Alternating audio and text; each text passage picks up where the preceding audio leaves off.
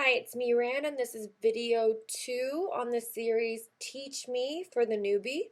And if you're following it, the first video was about how to purchase a domain name on GoDaddy. Once you've logged in, you're going to see this section here that takes you to the different tabs you need to go. You can either click on the domains here or launch, and it will do the same thing. It's going to give you a list of all of your domains that you have. Okay, so I'm going to show you this one since it's the newest one that I purchased.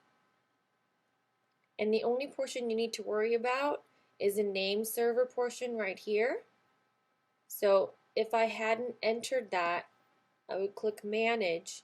It would be set to standard because GoDaddy would be assuming you're going to buy the hosting from them. They want you to buy it from them. But since you have it with HostGator or whatever hosting company you have, you're going to push custom, and you're entering the name server information here that you received from an email they would have sent you that looks like this. Alright, they're going to give you your password, your control panel site, and your billing login. So those are two separate ones with HostGator. So you need to keep this email in your email box. It gives you your username, your main domain. That's the first one that you purchased. They're going to make that your main domain. Everything after that's going to be an add-on domain. Okay. The subdomain and park domains you don't even really need to get into. If you do need to learn about that, you can find tutorials on HostGator that are usually very short, and it gives you a video screen like this while it teaches it. Okay, so you have this information that you're putting in there. So that's what we're seeing. I would push save, but I've already done it, so I'm going to cancel out of there. And that information again, you're going to do that first. That's the very first thing you have to do because it has to propagate. And it takes anywhere from 24 to 48 hours, sometimes longer, sometimes shorter. So you have to set this first. They're basically talking to each other. Then you go to your HostGator, okay? Assuming you already have your first website purchase and you have HostGator set up. You can purchase them by the month or by the year. It's a hosting fee, and it's dollars. We're talking like $7, $8 a month. So obviously if you have domains that you want to go live, you're going to need a hosting site. It's going to take you to the control panel since that's what you logged in as. And all these different icons, you don't really need to worry about most of them. Here is a live chat support that you can click on to have a chat with them. They'll tell you an estimated time of how long the wait is. It's a wonderful feature since you can work on other stuff while you're waiting to talk to someone, or you can call them. There is a phone number at the bottom of the site. What we're doing today though, I'm going to focus on that, is I'm going to go to the domain section, and like I mentioned, it's an add-on domain since I already have my main one with HostGator, and this is just a secondary, or whatever, however many numbers of domains that you have.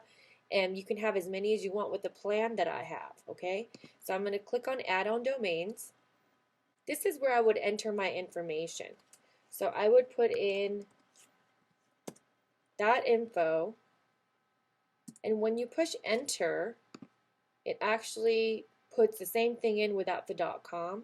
You need a password, and then re-enter the password and click on add domain. That will do what we've done here. All of these different domain names that I've purchased, I've done the same thing. I've gone to GoDaddy to purchase them, and I've gone to HostGator to set them up on subdomain. Add-on domain. So you'll notice that I already have it because I already entered that. This is what it will look like while you're waiting for your page to propagate. Okay, so the 24 to 48 hour waiting period. This is what it will say, hey, it's ready to go, it's just not up yet, basically. Once it is up, this is what it would look like. The reason why it looks like this is because I've loaded WordPress onto my domain name that I've purchased, the Success Supporters. I've gone ahead and put WordPress so that I could turn it into a website. Now, if you're just beginning and all this is very new and you have no idea what I'm talking about, you didn't even know you can make your own website, this is a very simple product that you can use, which is free, by the way. You put that into your HostGator attached to your domain that I'm talking about, and you just go ahead and push Get Started with WordPress Today. Push Continue here. So this is where you would go, and as you see, I did the drop down here and picked the domain I want. Pick an email address that I want associated with it, a title to it. In this case, it would be Success Supporters. And then my name as an admin user for the login information, and then my first name and last name, and I would push Install Now. It's already in there, so I'm not going to do that. Before that it's done, like I showed you, this is what it looks like, and once it's up, this is what it looks like. And with WordPress, you can create a simple web page or a blog post. This is just set up as a blog post, and you can set up categories and all that stuff. Now, if you don't want to do that, you don't have to. This is just a tool that I'm showing you, okay? Once it's set up, this is a WordPress site that I've turned into a website. So these are all tabs that I can go into. Now, this did not happen overnight. I had to learn how to do this. It took a little bit of time. So if you don't have the time to do this, get services from Odesk or Fiverr or any of those companies where you can purchase that and pay somebody by the hour to create one for you.